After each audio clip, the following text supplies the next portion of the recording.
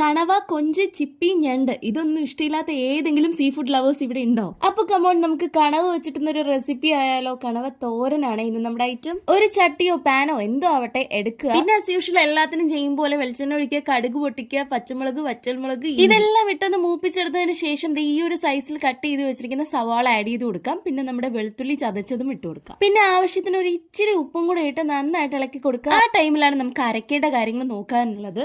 കുറച്ച് തേങ്ങ ചിരകിയത്, കാന്താരി മുളക്, മഞ്ഞപ്പൊടി, മുളക് പൊടി ആൻഡ് ഗരം മസാല ഇട്ടൊരു കൂട്ട് തയ്യാറാക്കി എടുക്കുക. ഇതിലേക്ക് കുറച്ച് കറിവേപ്പിലയും കൂടെ ആഡ് ചെയ്ത് കൊടുത്തിട്ടുണ്ട്. ഇത് കണവ ഉപ്പും കുരുമുളക് പൊടിയിലും വേവിച്ച് വെച്ചിട്ടുള്ളതാണ്. അത് നമുക്ക് ആ ഉള്ളിയിലേക്ക് തട്ടിക്കൊടുക്കാം. ഇനി നമുക്ക് എല്ലാം കൂടെ നന്നായിട്ട് മിക്സ് ചെയ്ത് വെക്കാം. ശേഷം ആ അരച്ചു വെച്ചിരിക്കുന്ന കൂട്ട് അതിലേക്ക് ആഡ് ചെയ്ത് കൊടുക്കാം. ഇനി വീണ്ടും എല്ലാം നന്നായിട്ട് ഇളക്കി മിക്സ് ചെയ്ത് വെച്ച് കുറച്ചു നേരം അടച്ചും കൂടെ വെച്ചിരുന്നാൽ ഫൈനലി നമ്മുടെ കണവത്തോരൻ ഇവിടെ റെഡിയായി കഴിഞ്ഞിരിക്കുകയാണ്. ചോറിന് കണവത്തോരന്റെ കൂടെ മരിച്ചിനി അവിയലായിരുന്നു ഉണ്ടായിരുന്നത്. അതിന്റെ റെസിപ്പി ഞാൻ ഉടനെ ഇടുന്നതായിരിക്കും. അപ്പൊ ടാറ്റാ ബൈ.